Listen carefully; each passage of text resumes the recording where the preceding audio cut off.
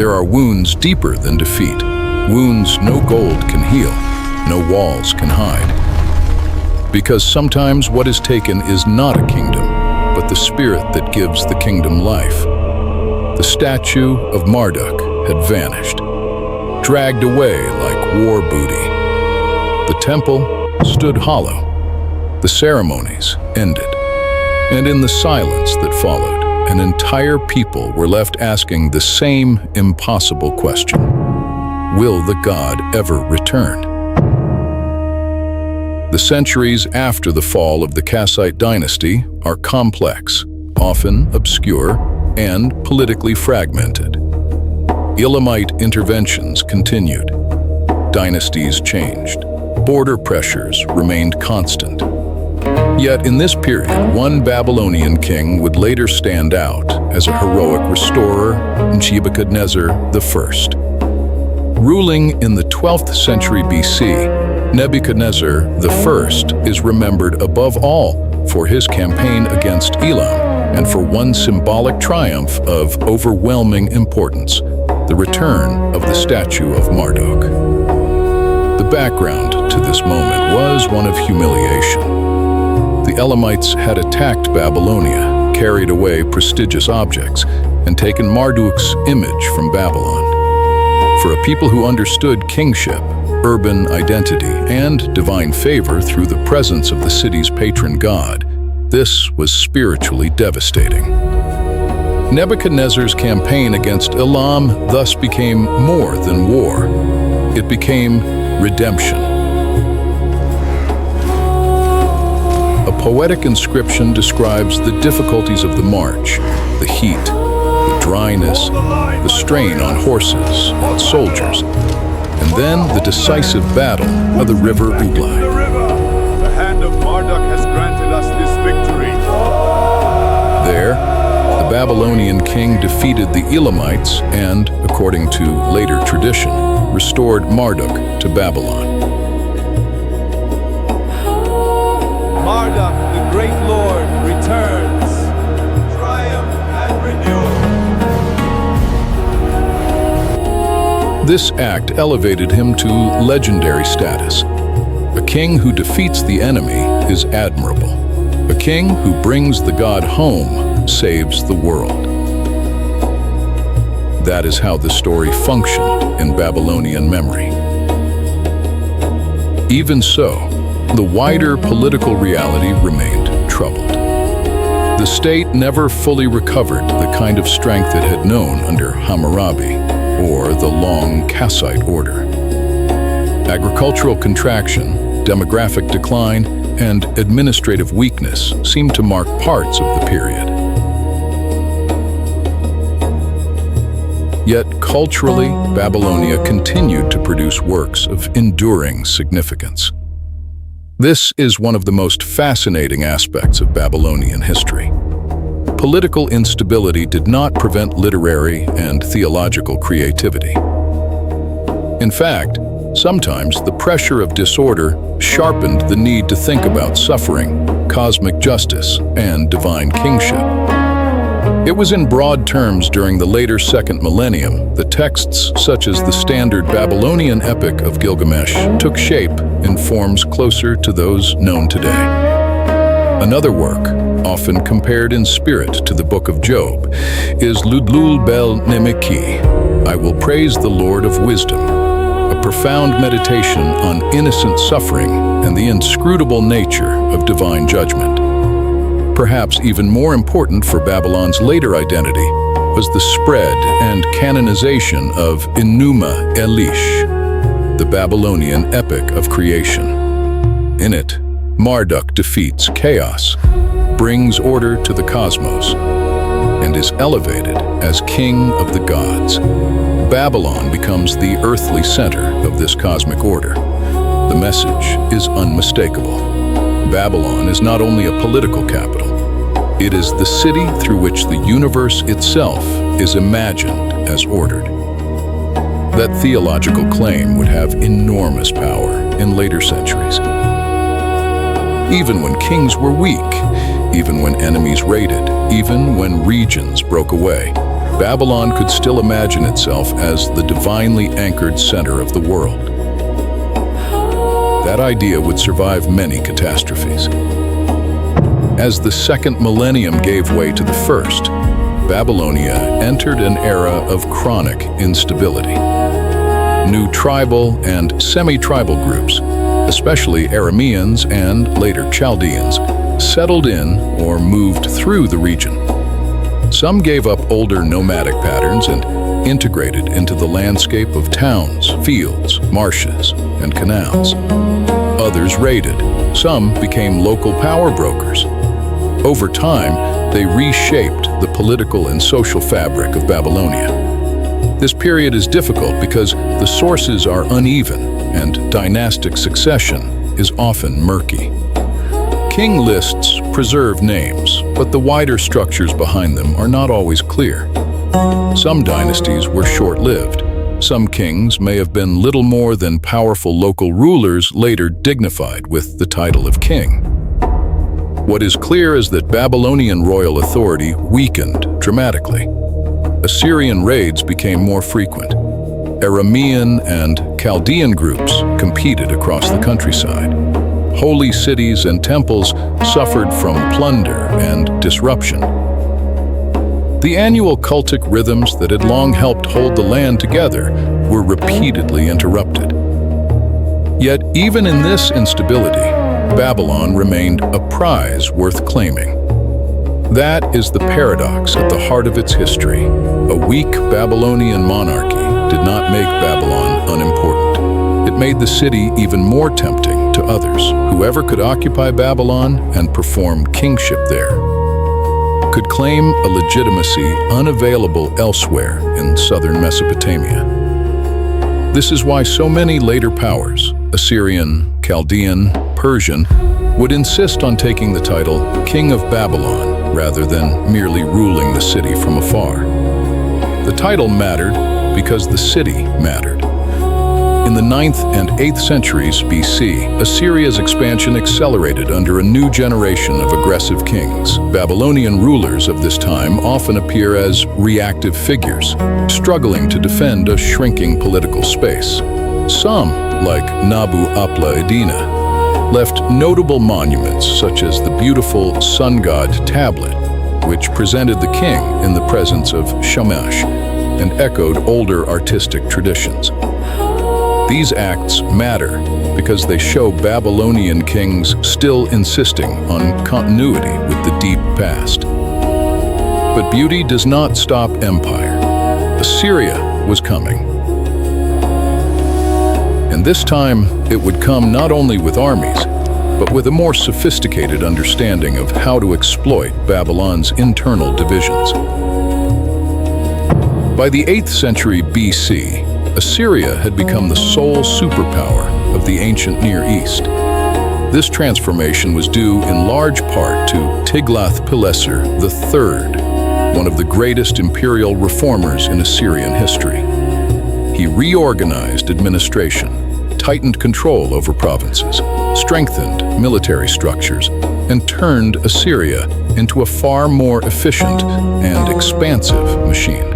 Babylonia, fractured by Chaldean and Aramean politics, was both an opportunity and a problem. A direct threat could arise from any anti-Assyrian coalition that controlled Babylon and aligned with Elam. At the same time, intervening too crudely in Babylon risked offending one of the most sacred and prestigious cities in the Near East. Tiglath-Pileser chose a sophisticated strategy. After defeating Babylonian and Chaldean rivals, he did not simply reduce Babylon to the status of an ordinary Assyrian province. Instead, he crowned himself king of Babylon. This was a masterstroke. By doing so, he did not present himself merely as a conqueror. He presented himself as the lawful ruler of a distinct kingdom within his imperial system. He took part in the Akitu, the Babylonian New Year festival, during which the king ritually took the hand of Marduk and reaffirmed his legitimate relationship to the god and the city. Sharuti, hail to the king, favored of the gods. This mattered enormously. It showed that Assyria had learned something earlier conquerors had not. You could not simply dominate Babylon militarily forever and expect the city's prestige to work for you. You had to inhabit Babylonian kingship. Still, Babylonian resistance did not end. When Tiglath-Pileser died, the Chaldean leader Marduk-apla-iddina II, known in biblical form as Merodach-Baladan, seized the throne of Babylon. He would become one of the most persistent enemies Assyria ever faced in the south. Marduk-apla-iddina II was exactly the kind of figure Babylonian instability could produce: regional, resilient, politically flexible, and impossible to ignore. He was a Chaldean from the Beit Yakin tribal group in the southern marshes, but he understood the importance of Babylonian legitimacy. He did not seek merely to rule his own community. He sought to rule Babylon, and for a time, he succeeded. He allied with Elam, exploited Assyrian distractions, and presented himself as the chosen shepherd of Babylonia. In his propaganda, he was a restorer favored by Marduk, a ruler who would gather the scattered people and bring the land back to order. This was clever because it transformed what Assyrians saw as rebellion into what Babylonians could see as liberation. Sargon II, who came to the Assyrian throne in 721 BC, saw things differently. To him, Marduk-apla-iddina was not a legitimate king, but a usurping Chaldean opportunist.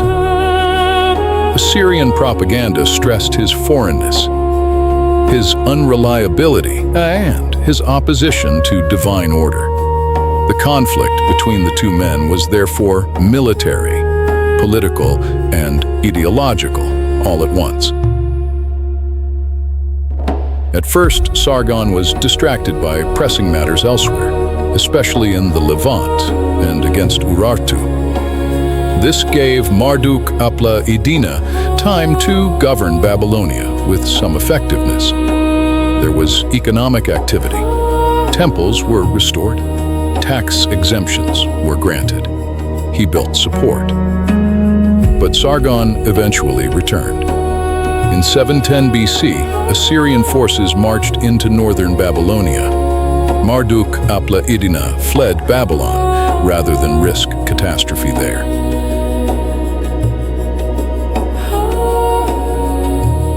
Babylon and Borsippa surrendered.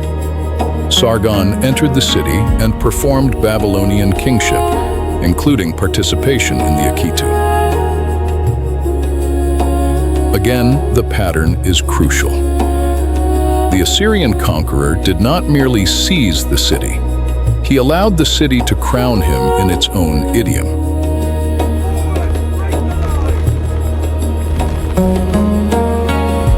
He then pursued Marduk-apla-iddina to his southern base at Dor Yakin, besieged it, took it, burned it, and deported huge numbers of Chaldeans. Classic Assyrian imperial punishment. Also spent considerable time and resources in Babylon itself, restoring buildings and presenting himself as a proper king there. He loved Babylon, perhaps more than some Assyrians thought prudent.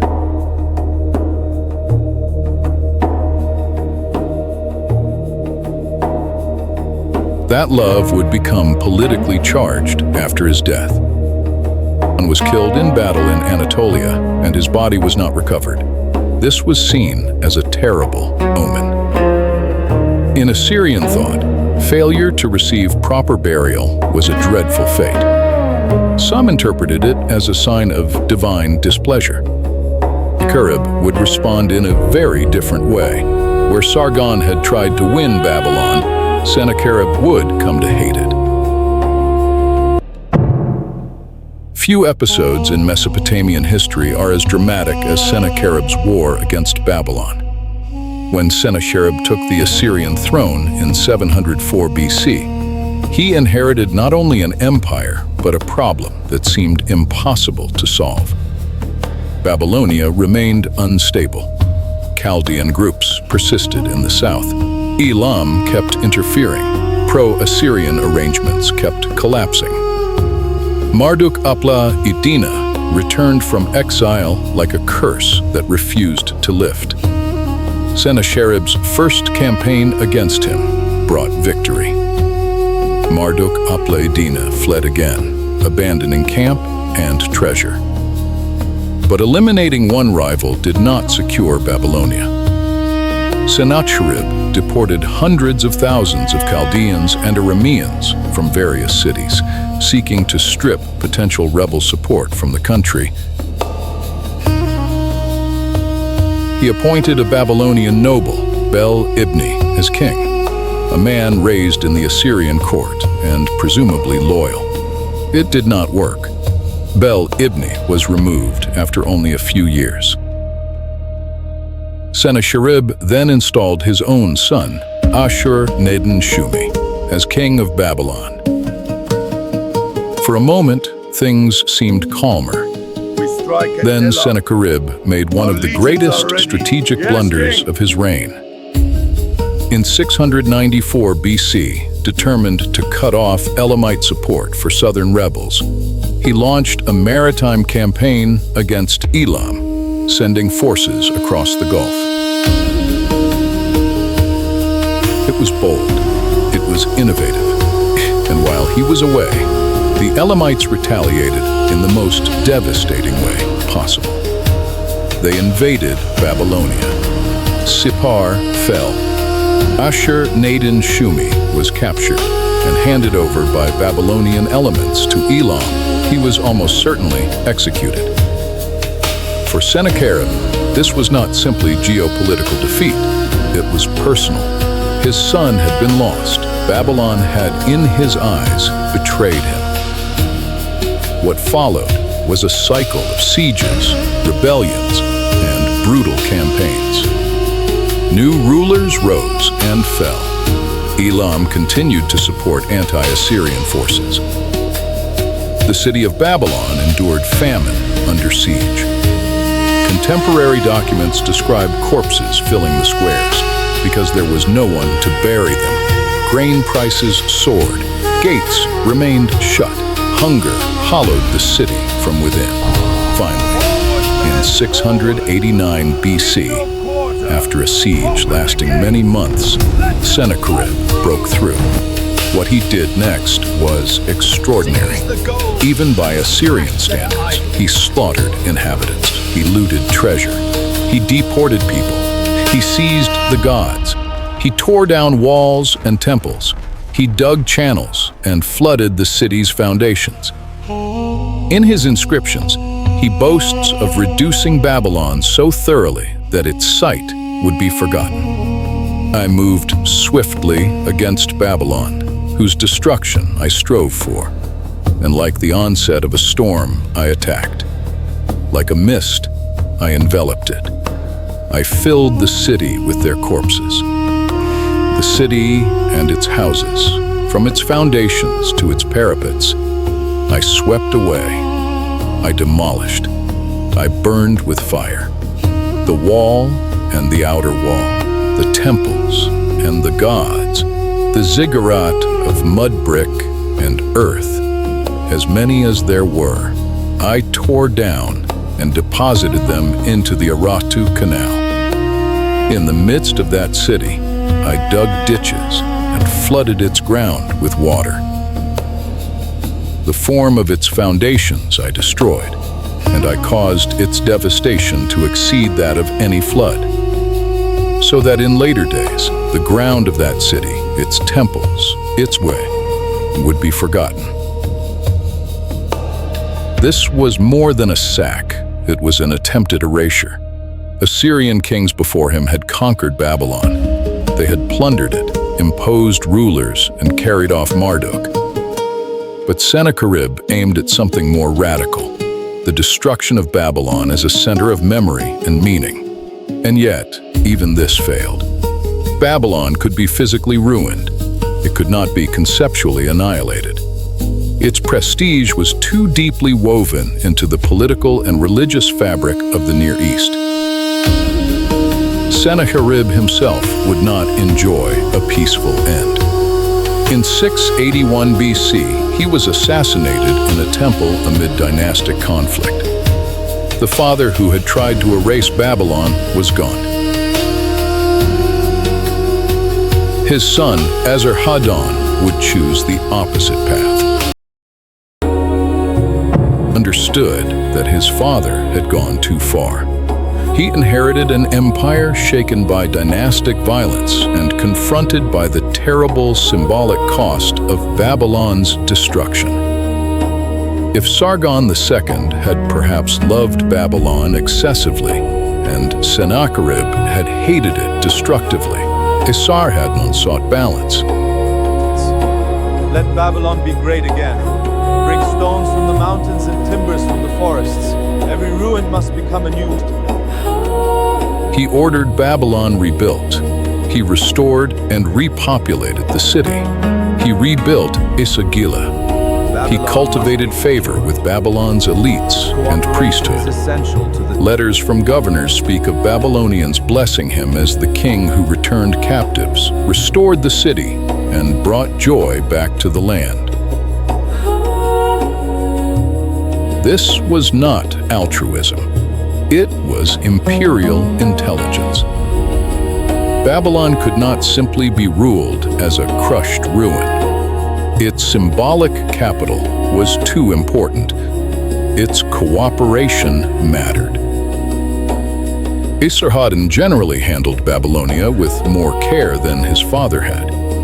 Even when faced with renewed southern unrest and intermittent Elamite involvement, his responses were often measured.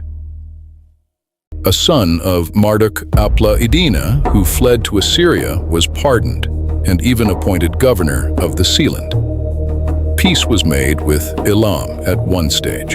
The system seemed more stable, but Esarhaddon made one fateful choice that would tear everything apart.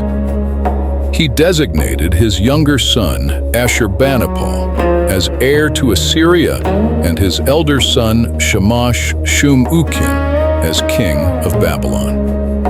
On paper, this looked like a balanced arrangement. In practice, it was a trap.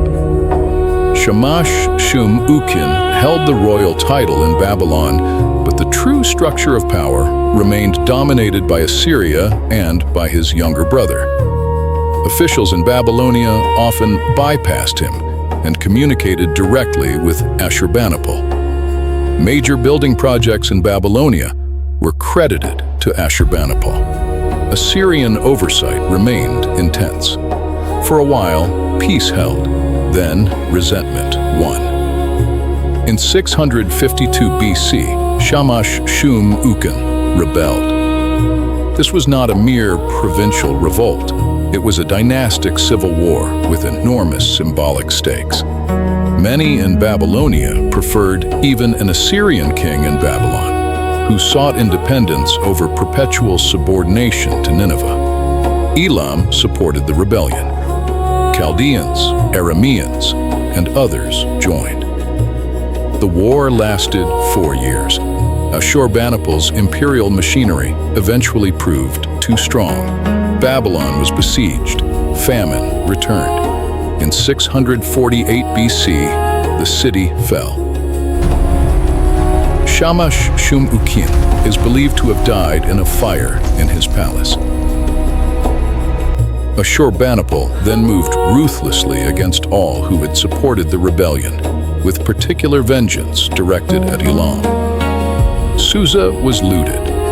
Elamite power was shattered. Its dead kings were humiliated. Its lands were ravaged. From a short-term imperial perspective, Assyria had triumphed brilliantly. From a longer perspective, it had exhausted itself. Because empires that win too often and too violently can leave themselves with no resilient partners, only broken territories. When Ashurbanipal died, the machine still looked enormous, but it was brittle. Babylon was waiting. 27 BC, the Assyrian-appointed king of Babylon died. At the same time, Assyria itself entered a period of dynastic instability. Succession conflicts weakened the center. Rival claimants and powerful officials struggled for control. In Babylonia, a man named Nabopolassar rose to prominence. His origins remain debated. He may have had Chaldean associations, he may have been linked to Uruk or to wider Babylonian elites. What matters most is how he presented himself. As a man of humble origin, elevated by Marduk to free the land from Assyrian oppression.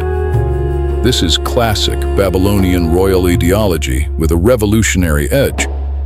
The Assyrians had ruled Babylonia for decades in one form or another, sometimes carefully, sometimes brutally. Now, a local leader was claiming divine backing to throw off their yoke. In 626 BC, Nabopolassar became king of Babylon. The war that followed was not immediately decisive. Assyria was still formidable. Babylonian offensives and Assyrian counterattacks produced mixed results. Nabopolassar understood the danger clearly. Assyria had been expelled from Babylonia before, only to return.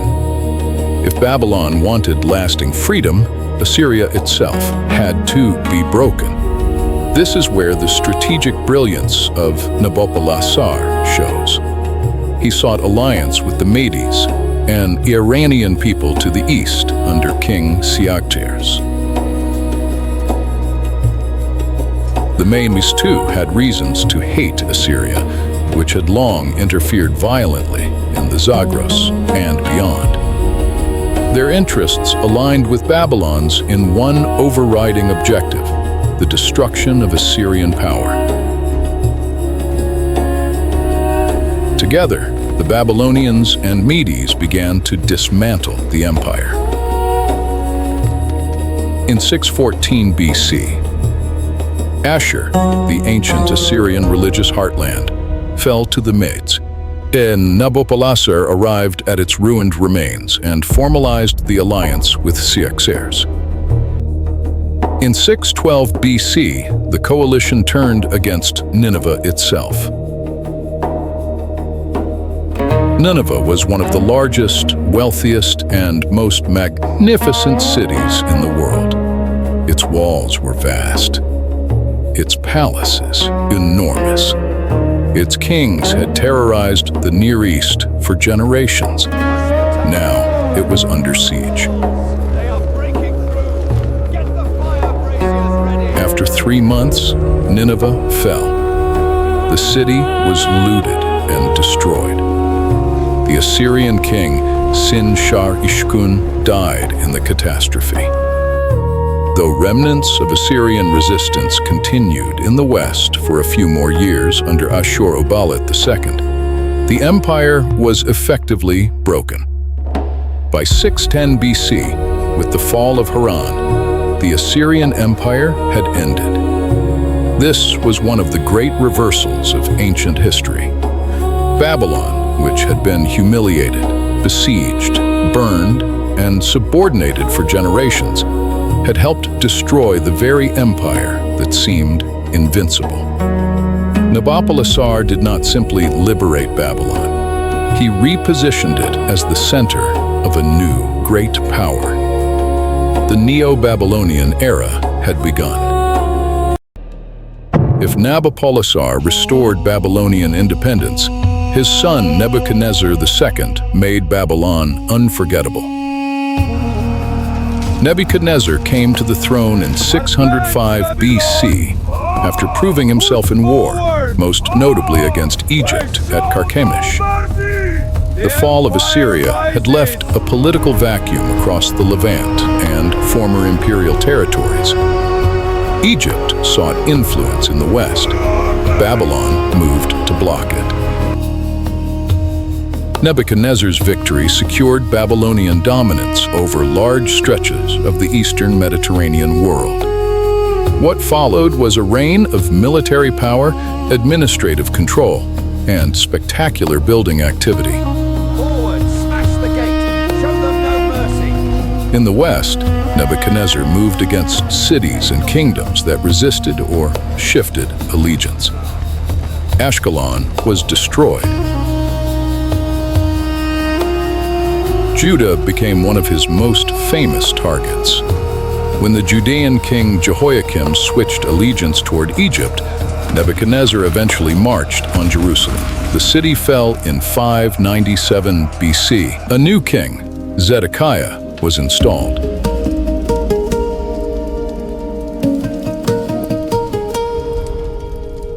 Your servant bows before you, my lord. Burn it all! They're breaking through! Run! When he, too, rebelled, Nebuchadnezzar returned. Jerusalem was sacked, its temple destroyed, and many inhabitants deported to Babylonia.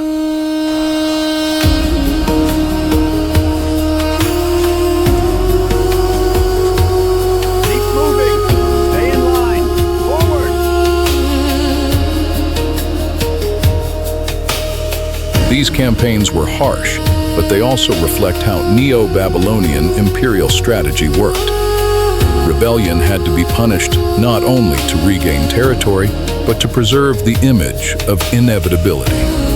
The empire inherited from the ruins of Assyria could not be allowed to fracture immediately. Yet what makes Nebuchadnezzar extraordinary is not only that he conquered, it is what he did with the wealth and labor extracted by conquest. He rebuilt Babylon on a scale that stunned the ancient imagination. This was not merely maintenance, it was transformation. He repaired and expanded walls. He raised and monumentalized gates. He paved and elevated streets. He rebuilt temples and palaces. He adorned the city with glazed brick of astonishing beauty.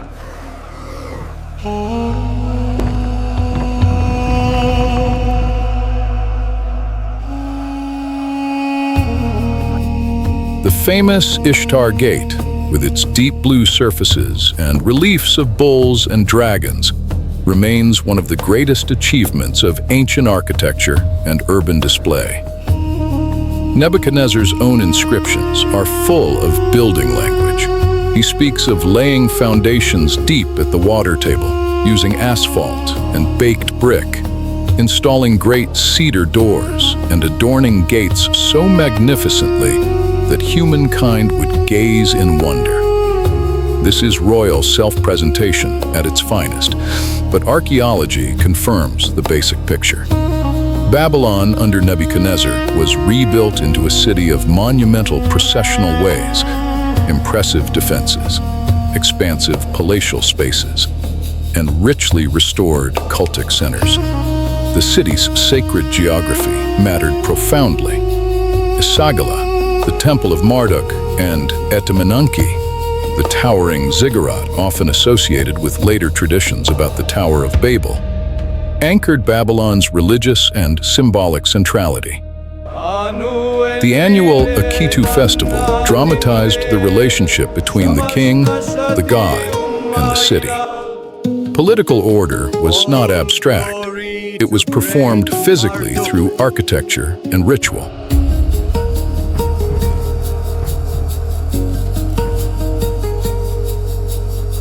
Nebuchadnezzar understood this perfectly. He did not merely reign from Babylon. He staged Babylon as the visual and theological center of the world. This is why later memory exaggerated so much around him. It is why the Hanging Gardens, whether historical in Babylon, confused with another city, or magnified by legend, came to be associated with his reign. A ruler who transformed the city so dramatically invited myth. And Babylon under Nebuchadnezzar was mythic even before later storytellers embellished it. To enter the city would have been to move through layers of planned magnificence. The processional way, the blue-glazed gates, the temples, the looming ziggurat, the palace complexes, the engineered urban grandeur, all of it communicated one message. Babylon is not simply powerful.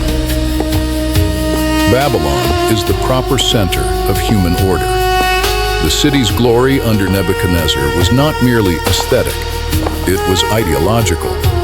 It told subjects, visitors, envoys, priests, and enemies that the cosmic and political order of the world converged here. That is what made Babylon under Nebuchadnezzar perhaps the nearest the city ever came to its own grandest idea of itself. This was the peak. And like so many peaks in history, it was followed by decline. In 562 BC, his death exposed a familiar weakness in Babylonian history.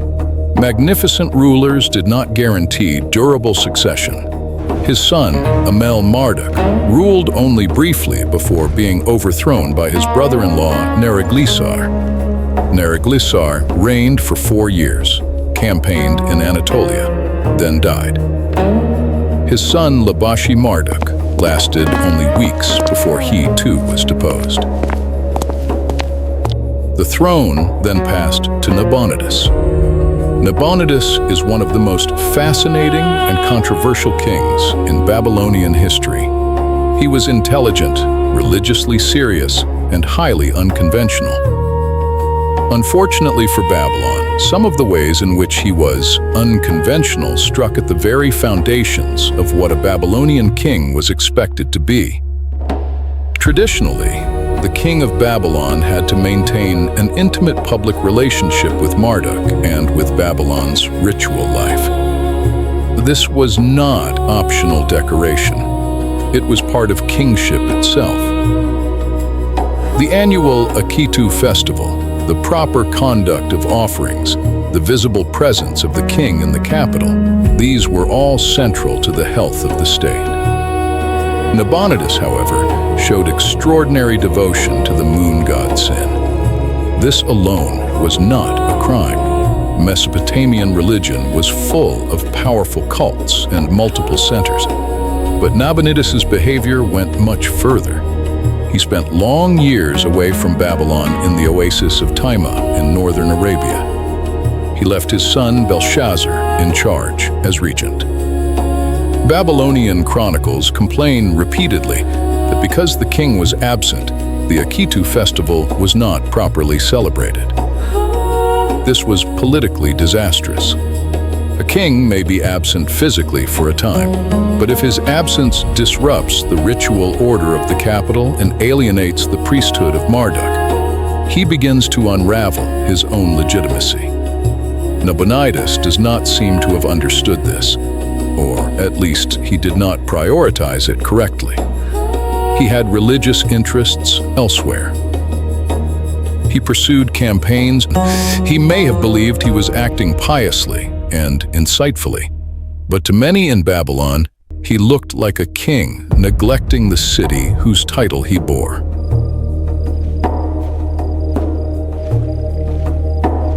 In the spring of his 3rd year as king, or 553 BC, Nabonidus went on a campaign that took him into northern Arabia, where he ended up at the oasis of Tema. Using the town as a base, Nabonidus claims he spent 10 years there, worshipping Sin and living a rather monastic life for a king. The so-called Nabonidus Chronicle records year after year of the king's absence with the same monotonous formula. The king stayed in Tema. The prince, the officers, and his army were in Akkad. In the month of Nisan, the king did not go to Babylon. Nabu did not go to Babylon. Bel did not go out. The New Year's festival was not celebrated. For the Babylonian priesthood, this was nothing short of sacrilege. The Akitu festival was not merely a religious ceremony. It was the annual renewal of kingship itself. the moment when the king took the hand of Marduk and reaffirmed the divine order that sustained the universe. By absenting himself year after year, Nabonidus was not just neglecting ritual, he was unmaking the world. Why did he stay so long? The answer remains debated. Some scholars suggest religious conviction. Nabonidus genuinely favored the moon god Sin over Marduk and preferred to worship at Sin's cult center in Tema. Others propose political calculation. Perhaps he sought to control trade routes through northern Arabia. Still others suggest illness or even exile, though the latter seems unlikely for a king who could have returned at any time. Whatever his reasons, the effect was devastating. When Nabonidus finally returned to Babylon in 543 BC, he found a city that had learned to function without him. His son Belshazzar had governed competently, but without the full authority of kingship. The priests of Marduk, long resentful of their king's neglect, were ripe for persuasion by any conqueror who promised to restore the old ways. And in the east, that conqueror was already preparing his move.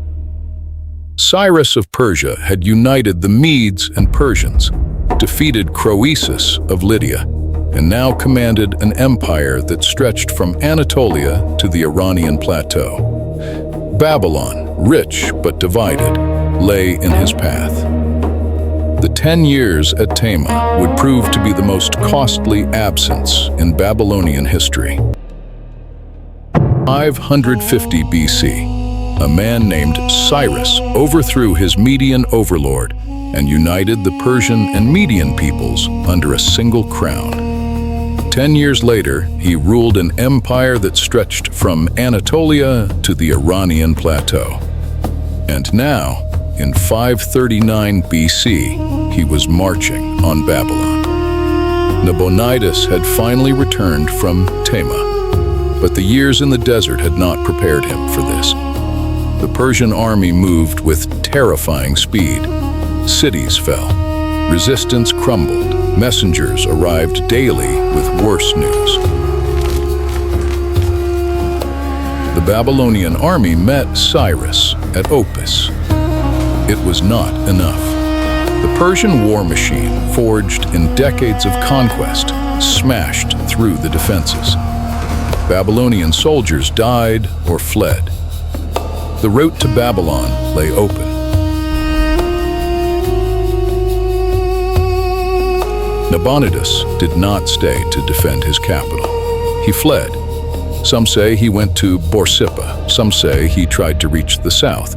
What matters is what he left behind.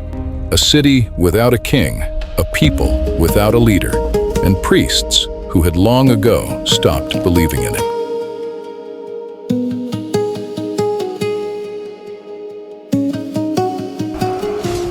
On the 14th day of the month, Tashritu, the Persian army reached Sippar.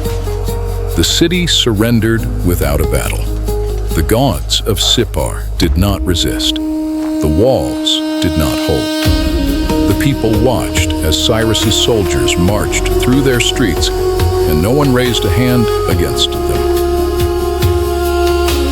2 days later, on the 16th day of Tashritu, the Persian commander Gobryas, a man who had once served Babylon and now served Cyrus, approached the gates of Babylon. Behind those walls, the city waited. Belshazzar, left behind by his fleeing father, gave orders. Soldiers took positions.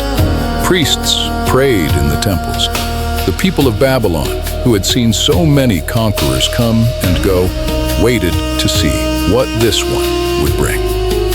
The Babylonian Chronicle records what happened next with devastating simplicity. On the 16th day, Gobryas, governor of Gutium, and the army of Cyrus entered Babylon without battle. Without battle. After 2,000 years of history, after Hammurabi and Nebuchadnezzar, after Kassites and Assyrians, after walls so vast they had become legend, Babylon opened its gates and let the Persians walk in. Why? The answer lies in those 10 years at Tema. The priests of Marduk had not forgotten the neglected festivals. The people had not forgotten a king who preferred the desert to his own capital. When Cyrus's propaganda reached them, proclaiming that Marduk himself had chosen the Persian as Babylon's rightful ruler, they were ready to believe. Cyrus understood something Nabonidus had forgotten, that a city is not walls. A city is belief, and Babylon no longer believed in its king. Nabonidus was captured when he returned to Babylon. Sources differ on his fate. Some say Cyrus exiled him to Carmania in distant Persia. Others say he was allowed to live out his days as an advisor, a ghost in a court that no longer needed him. Either way, he disappears from history, a footnote in the story of a city that had already moved on. On the third day of the month, Arasamnu, Cyrus himself entered Babylon. The streets were lined with people. Priests greeted him at the gates. The army stood aside. And in the great temple of Esagila, Cyrus did what no Persian king had ever done before, what no foreign conqueror had ever fully understood how to do. He took the hand of Marduk.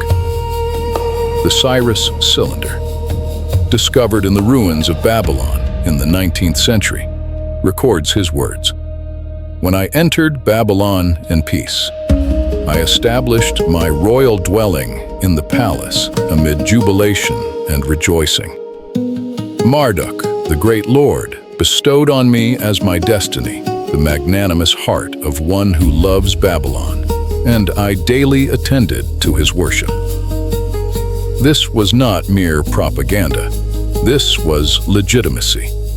Cyrus presented himself not as a conqueror, but as a restorer. He returned cult statues to their original cities. He allowed deported peoples, including the Jews, to return to their homelands. He honored Babylonian gods, Babylonian traditions, Babylonian kingship itself. The priests of Marduk, who had watched Nabonidus neglect their god for a decade, hailed Cyrus as the chosen one. The people, weary of war and grateful for peace, accepted him. And Babylon, ancient, magnificent, eternal Babylon, passed quietly into Persian hands. No sack, no fire, no destruction, just transition. In some ways, this was the most remarkable chapter in Babylon's long history. The city that had been sacked by Hittites, destroyed by Sennacherib, and rebuilt by Esarhaddon. The city that had outlasted empires and dynasties, now simply changed owners. But something was different this time. Cyrus ruled Babylon as king of Babylon. He performed the rituals, he honored the gods. But he did not become Babylonian. His empire's center of gravity lay elsewhere, in Persia, in Susa, in Ecbatana. Babylon was one capital among many. And that, more than any conquest, was the beginning of the end. For nearly 2 centuries after Cyrus, Babylon remained an important city within the Persian Empire. Its walls still stood, its temples still functioned, its priests still recorded astronomical observations on clay tablets. Its merchants still traded along the Euphrates. But the kings who ruled it now came from elsewhere. Darius built palaces at Susa and Persepolis.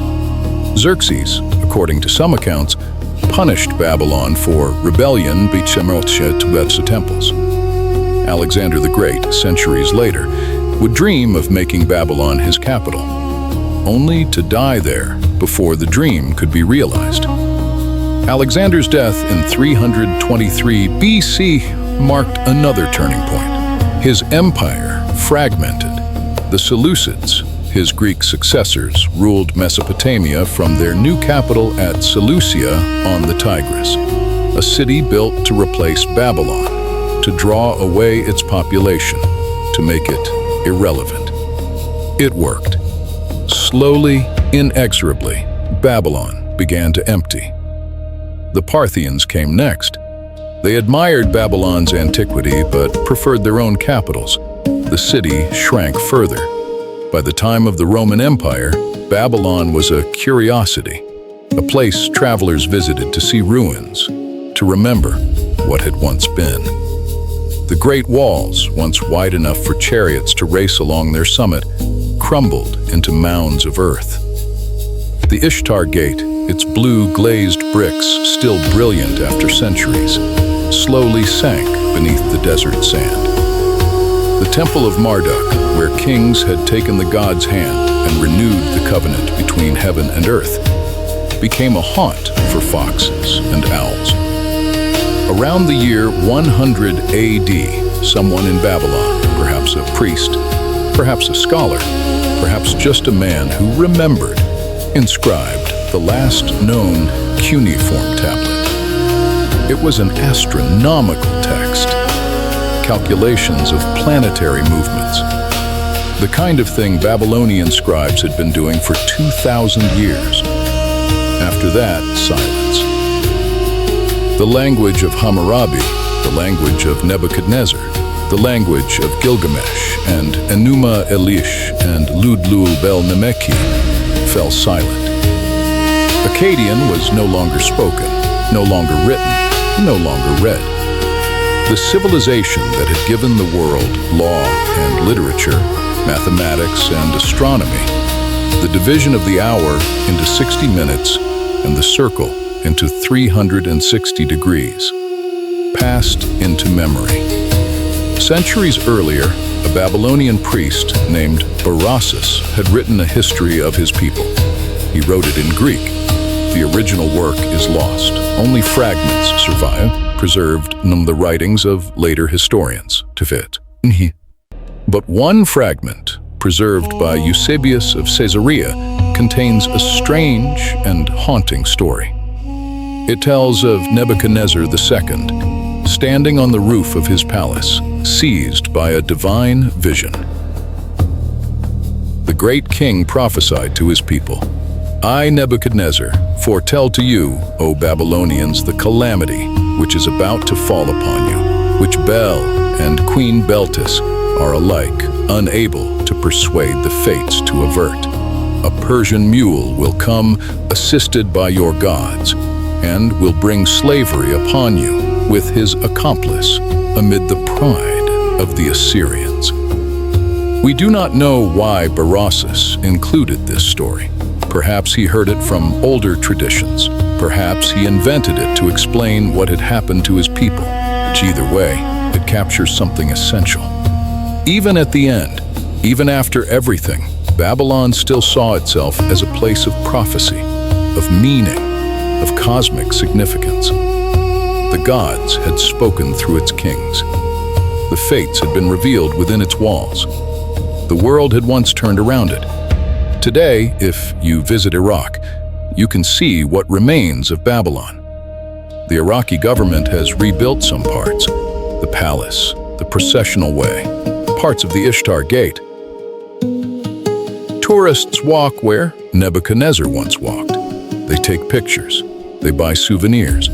They listen to guides tell stories about gardens that may never have existed and towers that may have touched the sky. But if you come at the right time, at sunset, when the tour buses have left, when the wind blows across the empty spaces, you can almost hear it. Not voices, not words, something older. The sound of a city that once believed it was the center of everything. The echo of kings who thought they would last forever. The whisper of a people who, though long turned to dust, still reach across the millennia to tell us, we were here, we mattered, remember us.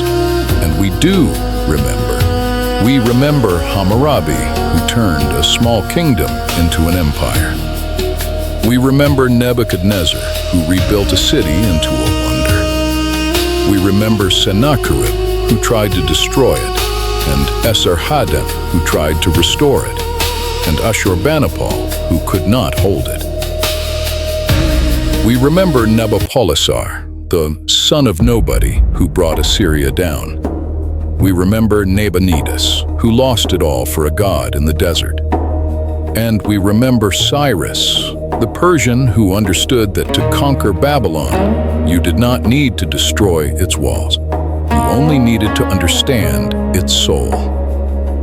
Every time we look at a clock, we are looking at Babylon. 60 seconds in a minute, 60 minutes in an hour. The division of time itself comes from their mathematics. Every time we read a story about a great flood, about a hero who sought immortality, about the friendship of Gilgamesh and Enkidu, we are reading Babylon. Every time we think about law, about justice, about the relationship between power and responsibility, we are thinking about Hammurabi. Babylon is gone, and Babylon remains.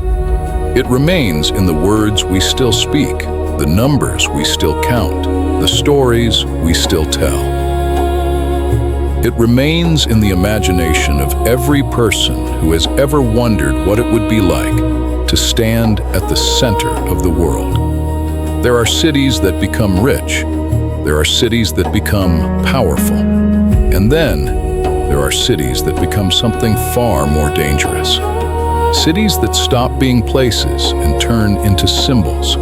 Cities that kings dream about, enemies march toward, prophets warn against, and conquerors cannot ignore. Babylon was one of those cities. For 2,000 years, it stood at the center of the world, and now, even in ruin, it still does. This was Babylon, the city at the center of the world.